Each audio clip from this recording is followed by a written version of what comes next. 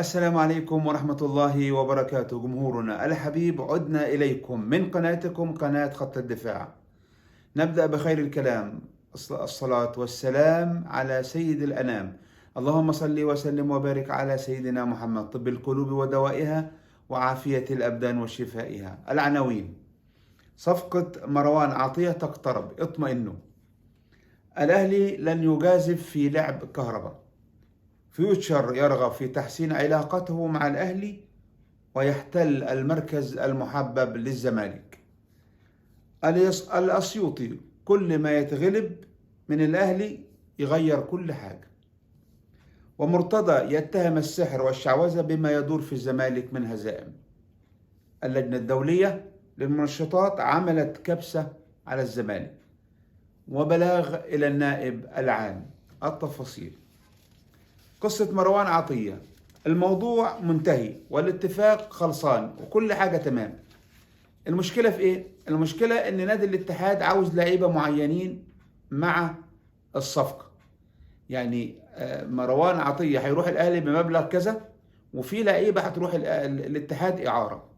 اللعيبة ديت في بعض اللاعبين كولر متمسك بيهم زي عمار حمدي مثلا، وفي بعض اللعيبة لسه مش موافقين يروحوا الاتحاد، والاهلي كان سايب الاتحاد في التفاوض مع هذه اللعيبه. لكن دلوقتي المشكله في ان كولر متمسك ببعض اللعيبه اللي الاتحاد طالبهم فعلا. لكن الامور ستنتهي قريبا جدا، وباذن الله مروان عطيه في الاهلي. طبعا طلع مرتضى منصور علينا بالافلام الهنديه بتاعته وقال لك ايه؟ ان مروان عطيه موقع للاهلي، موقع للزمالك، ولو لعب للاهلي هوقفه. كل الكلام ده هراء، وكل الكلام ده كذب. لو هو راجل، لو انت راجل يا مرتضى منصور، طلع عقد مروان عطية. لو انت راجل فعلا ومش حنفي، طلع عقد مروان عطية. طبعا انت حنفي معروف، وكل الكلام ده هيبقى وانت ولا في عقد ولا في اي حاجة. واللاعب اتسأل وقالوا له انت موقع للزمالك، قال لهم انا كنت منتظر الاهلي في الصيف والاهلي ما جاش، اجاني الزمالك ووقعت رغبة في الانتقال. رغبة في الانتقال، ولا يوجد عقود. ولو في عقود لازم يكون 4 نسخ. لو عقد نسخة واحدة بس مش هينفع. وأسطورة التزوير وليد العطار للأسف مش هيعرف يزور المرة دي، لأن الأهلي مش هيسكت المرة دي. الأهلي مش هيسيب حقه المرة دي، وهينفخ وليد العطار، هينفخه نفخ بمعنى الكلمة. فلو راجل مرتضى منصور يطلع العقد عشان الزمالك يتوقف، واللعيب هيتوقف، والاتحاد هيتوقف. ال3 فرق هيتوقف. لا الاتحاد لا، الزمالك واللعيب. ماشي؟ لو انت راجل فعلا طلع العقود. هو بيطلع هراء وبيطلع افلام وهزاز الرؤوس عنده في القناة، قاعدين بيزوا دماغهم وخلاص على كده، وايه، وهالدنيا ماشية وخلاص. بالنسبة لمحمود كهرباء، الاهلي لن يجازف في انه يلاعب محمود كهرباء. اللائحة بتقول انه بعد يوم 11 من حقه يلعب. لكن الاهلي ارسل للاتحاد المصري وقال لهم ابعتوا لي للفيفا واسالوا لي هل محمود كهرباء يقدر يلعب بعد يوم 11 ولا ما يقدرش. والاتحاد المصري لسه ما ردش، والاتحاد الدولي لسه ما ردش. هل الاتحاد المصري ارسل ولا لم يرسل؟ هل وليد العطار بيزور ولا ما بيزورش؟ هل في نتيجة من الاتحاد الدولي ولا لسه؟ فالاهلي لن يجازف، وهيطلب من الاتحاد المصري أن يرسل إلى الفيفا سرعة الرد على هذا الموضوع مرة أخرى، وبعدين هيلجأ هو للفيفا الأهلي ويجيب القرار من الفيفا. لأنه الأهلي ترك الموضوع لمحامي كهرباء والكهرباء، ولن يجازف الأهلي حتى يعطي فرصة للاتحاد المعرض ومرتضى منصور أنهم يشتكوا على الأهلي ويعملوا له مشكلة ويوقفوا الاهلي، وهم ما يصدقوا اي غلطه عشان يوقفوا الاهلي ويوقفوا مسيرته ويوقفوا انتصاراته ويوقفوا اللي الاهلي بيعمله علشان المستقبل ان شاء الله. فالاهلي ان شاء الله لن يجازف، وعلينا نصبر وبلاش نضغط على الاداره، خليهم يشتغلوا براحتهم عشان ما حدش يمسك علينا اي غلطه. هناك اخبار بتقول ان محمد محمود هيروح فيوتشر.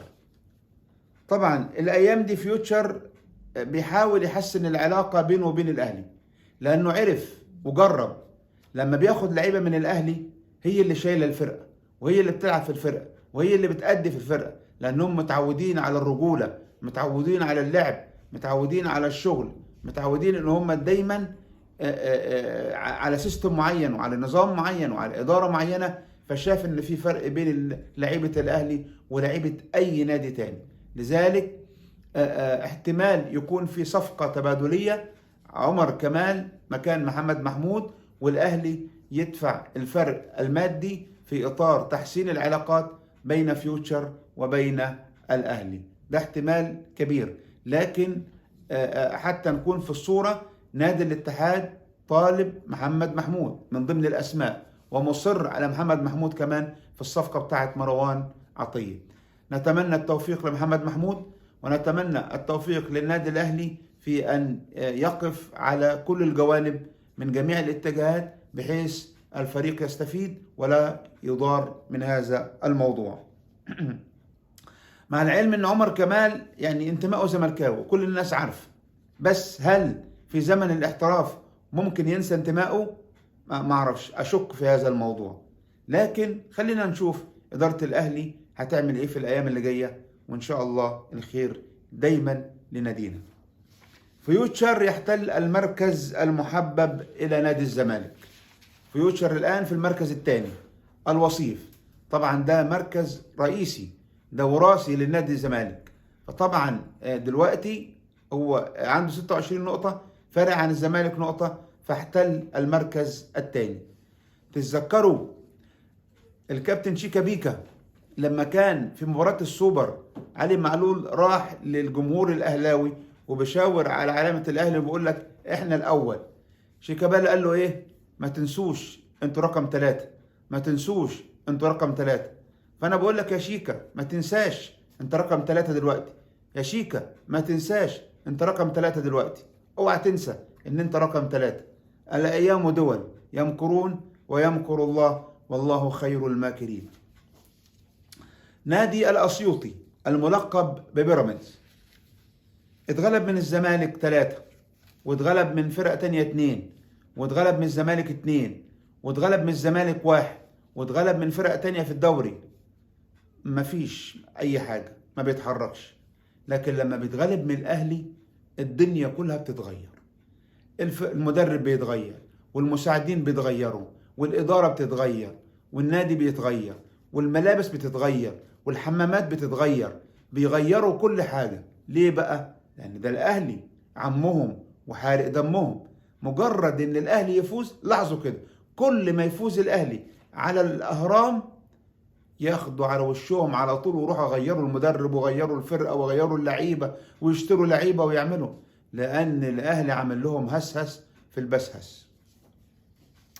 الزمالك طلب جون أوبوكا من سيراميكا كليوباترا رسميا، لكن أحمد سامي رفض.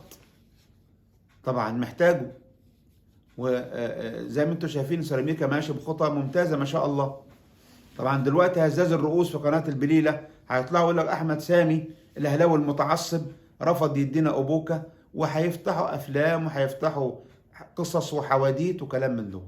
طيب أحمد سامي، الأهلي طلب أحمد شكري لاعب الأهلي المعار لسيراميكا الباك ليفت بديل علي معلول، ومع ذلك أحمد سامي رفض وقال ده لعيب أساسي عندي ولن أسمح بذلك وأنا محتاج اللاعب.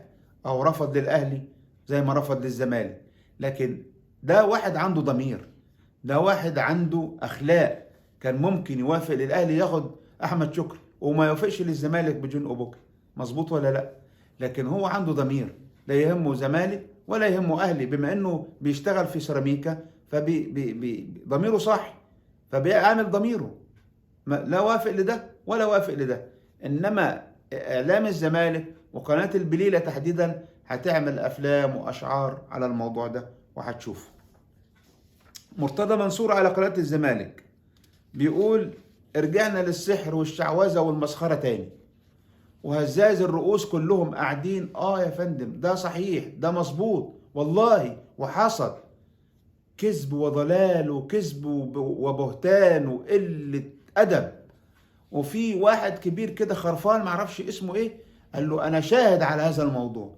أبو حفيظة قاعد مع الشيخ نعمان في فندق هيلتون في الدور التاسع، مش عارف غرفة كام، وحصل كذا كذا كذا كذا. قصده على أبو حفيظة إن هو سيد عبد الحفيظ.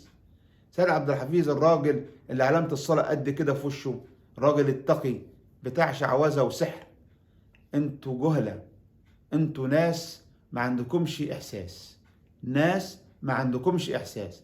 سيد عبد الحفيظ الراجل اللي بيخاف ربنا بتاع سحر وشعوذة، والله ما يسمع عنه إلا منكم، ولا يعرف حاجة عنه إلا على قناة البليلة بتاعتكم لما انتوا بتتكلموا فيه. فخلينا نشوف السحر والشعوذة مين اللي بيعمله.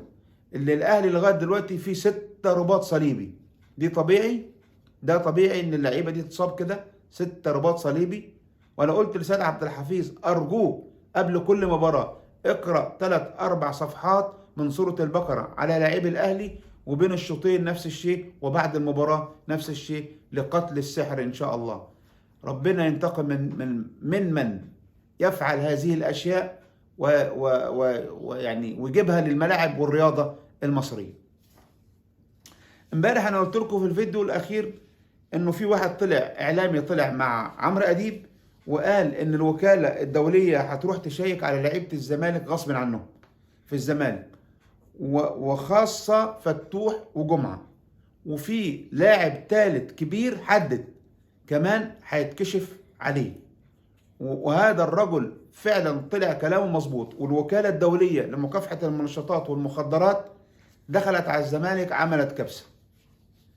لك أن تعلم يا مؤمن إنه 9 لعيبة هربوا من الزمالك، 9 لعيبة منهم زيزو، وإدارة الزمالك قالت ما جوش. ولذلك احنا بنشوف زيزو في الملعب مع الزمالك صاروخ وسريع ولياقة لغاية آخر دقيقة، وفي المنتخب ما بياخدش بقى ايه المخدرات وما بيشربش المنشطات دي، فمجهوده بيقل. فليه ما باخدش؟ لانه في افريقيا هيتكشف، لو اختاروه هيتوقف، فما بياخدهاش. فبقى ايه في مبارياته مع المنتخب بتلاقيه كانه ميت مش موجود، ما تفهمش ليه. 9 لعيبه، ده النادي فارط، النادي على الاخر يعني. ما كل سنه وانت طيب، الزمالك انتهى، الزمالك انتهى فعليا. اللعيبه ديت هتفضل على المنشطات لغايه امتى؟ هيجي وقت هيتعبوا، وبعدين داخلين على افريقيا وداخلين على كذا، هيبقى فيه كشف وهيتمسكوا، واللاعب اللي هيتمسك هيتوقف، والنادي هيتدمر بسبب مرتضى منصور وابن مرتضى منصور. فنصيحه لجمهور الزمالك، الحقوا نفسيكم وجيبوا لكم اداره تكون محترمه. الكلام اللي طلع من رئيس نادي الزمالك مرتضى منصور ان لعيبه الزمالك بتشرب مخدرات وحشيش باعترافه رسميا بلاغ الى النائب العام. نرجو التحقيق مع احمد فتوح وجمعه، عبد الله جمعه، لاعبي الزمالك، في اتهام رئيس الزمالك نفسه بان هؤلاء اللعيبه بتشرب حشيش ومخدرات. هذا بلاغ للنائب العام، هذا بلاغ للنائب العام. ونطالب أحد الرجال المحترمين المحامين الشرفاء أمثال سمير صبري، أي حد من المحامين الشرفاء يرفع قضية على نادي الزمالك أنه نادي لعيبته تتعاطى مخدرات وبدليل اعتراف رئيس النادي شخصيا. الفيديوهات موجودة واعترافه موجود، وتقدروا تدينوا اللعيبة وتحقق معاهم ويتفحص اللعيبة دي، وإذا كان الكلام ده صحيح لا لازم يبقى في إجراءات، علشان الرياضة المصرية سمعتها أصبحت في الحضيض. الرياضة المصرية انهارت، الرياضة المصرية ازدرت، الرياضة المصرية يعني وقعت، الرياضة المصرية انتهت، ما عادش في رياضة مصرية محترمة. أرجوكم الحقوا الرياضة المصرية قبل فوات الأوان. هنا بنكون انتهينا من فيديو اليوم، نتمنى أن نلقاكم على خير، نرجو الدعم والشير واللايك، إلى أن نلقاكم، دمتم وفي أمان الله.